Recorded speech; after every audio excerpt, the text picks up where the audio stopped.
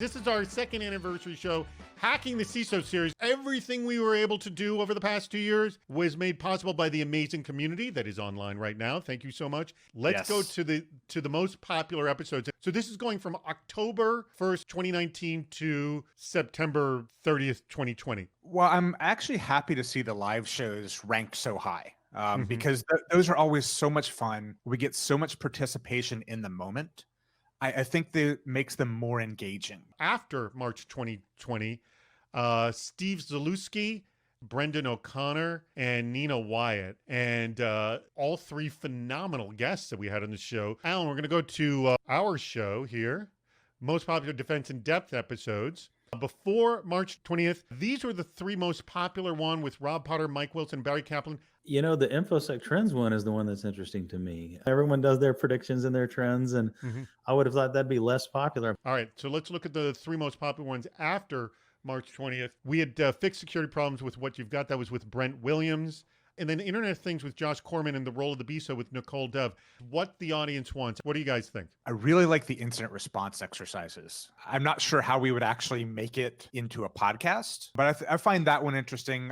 Less disagreement with Mike. We've got plenty of that. I like the storytelling and the entertaining. We always talk about putting business first, risk second, technology third. But if you can do that with storytelling as your tool, you're gonna capture every audience, no matter who. From thinking about when we started and where we are now, what are you happy that we've accomplished, and what are you wanting to do that we're not doing? I'm really happy to see the interaction that we're having with audience, but also between CISOs and vendors. That was what we really set out when we started all of this, was to change the discourse. We had a different goal. We didn't set out specifically to talk to the vendor community or build that bridge. We set out to go in depth and get a real audience interaction, get a real dialogue going with the whole community. And I feel like we pulled that off. We're going to bring in a special guest right now. This is Jules Nation, everybody.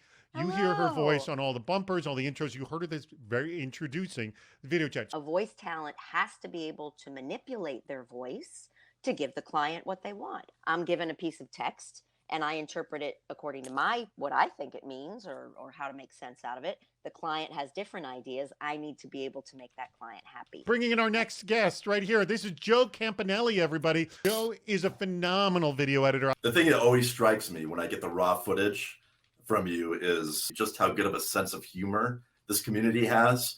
And the participants are always great. I mean, they always just give very funny, entertaining answers. Andrew is the producer of this video chat.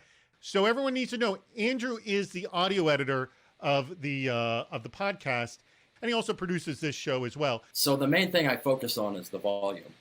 There's a huge difference when everybody's recording. Some people are recording really quiet, some people are recording really loud. And the idea here is you don't want people who are listening to the podcast turning down the volume, turning up the volume. How many actual cuts, like say the CISO Vendor podcast, it's 35 minutes long. How many cuts are you actually making? Anywhere between maybe 500 to 700 cuts. Mariana is the designer. Mariana has designed all the logos and also all the other sort of graphic templates that you see in the videos, in the memes, all that stuff she's done.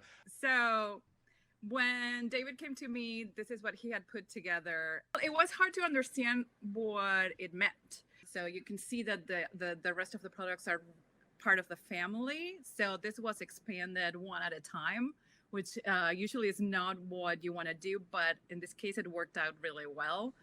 Color is part of the identity in this case. And they function as a differentiation. The changing color itself works as a landmark. So you know where you are, and the spirit of what you're doing. Masha Sadova, she is one of the founders of Elevate Security, and Elevate is the sponsor for today's episode. I thought that what you did was security awareness training. Every time I saw you guys, you would be on a list of other competitors of security awareness training. You have a problem that we hear all the time from other security vendors is we are trying to break out a new space. We're trying to educate. It is so unbelievably hard to do that. So what you're describing is the perpetual struggle of how do you fit in but stand out at the exact same time. And fundamentally, the way we think about it, it's not what your employees know, it's what they do that matters.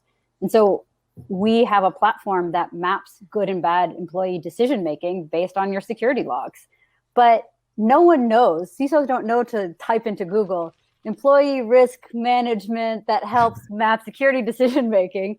There's not a quadrant for this. And so when you're pitching a CISO, the thing that's on their mind all the time is, what quadrant do you fit in? What bucket? What kind of budget do I fit in? Right, because they don't have an existing line item for that. Exactly. And so you have to suggest a bucket and then say, I most like things in this bucket in risk management, but we are different than anything you've seen in this following way. It's a bad idea. You have to explain why this is a good idea. Play the podcast backwards to find the hidden message. There's a lot of subliminal information that we bake into the show. This is what Andrew does for the podcast, is make sure that it sounds better backwards. You take yourself on a journey of thinking you know what you're talking about and arriving at a place where you're asking questions. And that's never a good place to be if you follow the Buddhist way. These are two of the three reporters that we have doing our brand new podcast, Cybersecurity Headlines. Steve Prentice, and also Rich Stroffolino, who is not with us, is Seth Rosenblatt as well. What are you sort of finding the most enjoyable and the toughest part of creating these 6-minute news blurbs? There's so much great stuff out there, and it's just trying to find a good average. So it's a challenge, but it's a fun one because there's just so much going on right now. The exciting for me is really getting into a little bit more like the op-ed, the thought pieces, kind of the larger trend pieces. Maybe those aren't the things I've been tracking as much, and we've definitely trying to focus on those. All right. I'm going to go to the bad ideas, of which I'm going to say right here, make your entire security program with only memes. Read them off to yourself on a daily basis, the entire list, until you memorize them. And then you can take those into any conversation that you need to, and just mentally pull one off of your list and just utterly wow whoever that you're talking to. I'm going to develop an app for the iPhone, and it's going to be a meme, summoner. You basically have a topic at hand, like, oh crap, I'm in a meeting and someone just said business risk, and you punch in business risk and a meme pops up and you read it and you sound smart and you're good to go. And I'm not going to charge too much for the app either. This is a good one from Richard Yu. What's the biggest learning from any of the episodes that either of you have gotten that really stuck? In that 100+ episodes, we've had 100+ guests. Getting all those different perspectives, that's what's been most valuable. I never really knew where this would go. The audience has been so engaging and has really helped drive this podcast forward.